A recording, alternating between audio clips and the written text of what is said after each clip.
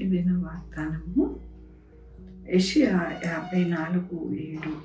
నిమిషం మాత్రము నేను నిన్ను విసర్జించుని, గొప్ప వాత్సల్యంతో నేను సమకూర్చదను. ఎంత గొప్ప వాగ్దానాన్ని దేవుడు మనకి దినము అనుగ్రహిస్తూ ఉన్నారండి. నిమిషం మాత్రమే నేను నిన్ను విసర్జించుని అంటూ ఉన్నారు. అంటే మన యొక్క జీవితాలలో కొన్ని తప్పిదములు చేస్తాము, దేవుడు చేయొద్దు అన్న పనులు చేస్తాము. అప్పుడు దేవుడికి కోపం వచ్చి మన జీవితంలో నిమిషం మాత్రమేనంటండి మనల్ని విసర్జిస్తారంట. గొప్ప వాత్సల్యతతో మనల్ని సమకూర్చేస్తారంట. అవునండి, మన జీవితాలలోని దేవుని యొక్క కోపానికి మనము గురి కాకుండా ఉండాలి అంటే మన జీవితంలో ఎప్పుడు కూడా ఆయన చెప్పినట్టుగా అనగా 10 ఆజ్ఞలను మనము తప్పకుండా పాటిస్తూ మన జీవితంలో ఆయన యొక్క పాదములు పట్టుకుని ఈ లోకయాత్ర కనుక సాగిస్తే కనుక మనకి ఎటువంటి దేవుని నుండి మనకి వ్యతిరేకత అనేది రాకుండా మన జీవితంలో గొప్ప వాత్సల్యతతో మనము ఉంటామని దేవుడు సెలవిస్తూ ఉన్నారు. మనము ఎందుకు కోపము తెప్పించి దేవుడికి విసర్జితంగా మనం ఉండాలి? అలా ఉండకుండా దేవుని యొక్క వాత్సల్యతతో మనం ఉండాలని ప్రేమతో ఈ దినమున దేవుడు హెచ్చరిస్తూ ఉన్నారు. మీరు అలా ఉంటే కనుక నేను తప్పకుండా మీకు గొప్ప వాత్సల్యతని నేను మీకు అనుగ్రహిస్తాను అంటూ ఉన్నారు.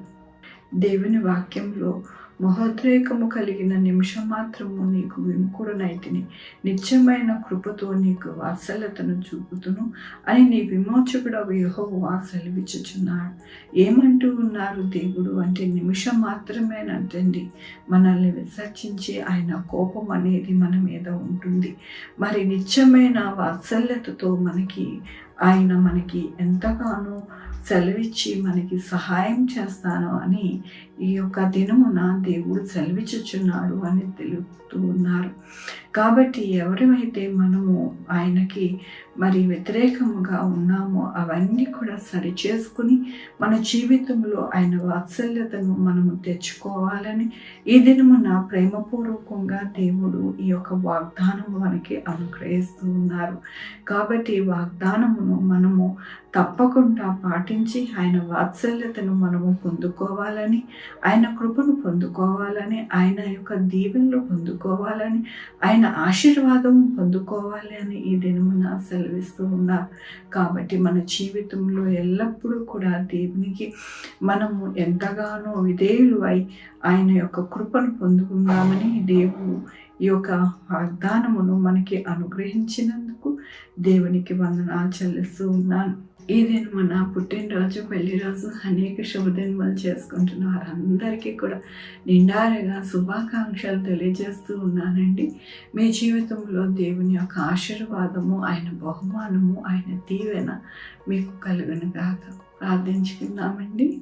యెహోవా దేవా, నా తండ్రి, నా ప్రభు, మీ కృపా కనికరస్తాన్ని బట్టి నీకు వందనాలు, స్తుతులు, స్తోత్రం చెల్లించుకుంటున్నాను. గొప్ప దేవుడుగా మీరున్నారు నాయన, మీకు వందనాలు చెల్లిస్తూ ఉన్నాను.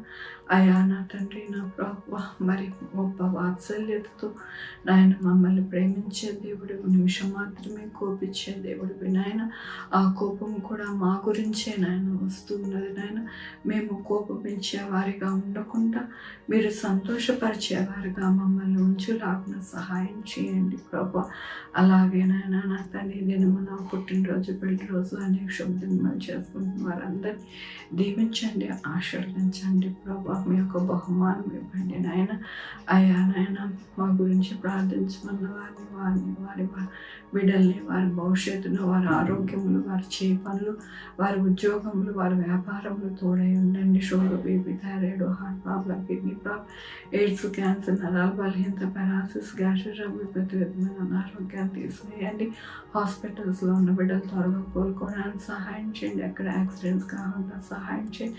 ఫైర్ యాక్సిడెంట్స్ కాకుండా సహాయం చేయండి ప్రభు. నాయన నా తండ్రి 190 దేశంలో నాయన సంతోషకరముగా, ఆర్థికంగా నాయన మంచిగా ఉండడానికి సహాయం చేయండి నాయన. ఎక్కడా కూడా నా ప్రభు ఎటువంటి నాయన ఏ ఒక్క వ్యక్తికి ఇబ్బంది కలగకుండా సహాయం చేయండి. చదువులు దయచేయండి. బిడ్డలకి ఎగ్జామ్స్కి తోడై ఉండండి నా ప్రభు. అన్ని విషయాలలో ప్రతి ఒక్కరికి సహాయం చేయమని కోరుకుంటూ బిడ్డలందరినీ పాదాల దగ్గర పెడుతూ నా ప్రభు నా రక్షణ యేసుక్రీస్తు పరిశుద్ధమైన నామమున అడిగి వేడుకుంటున్నాను తండ్రి. ఆమె తండ్రి కుమార పరిశుద్ధాత్మ సదాకాలం మనందరికీ తోడై ఉంటును గాక.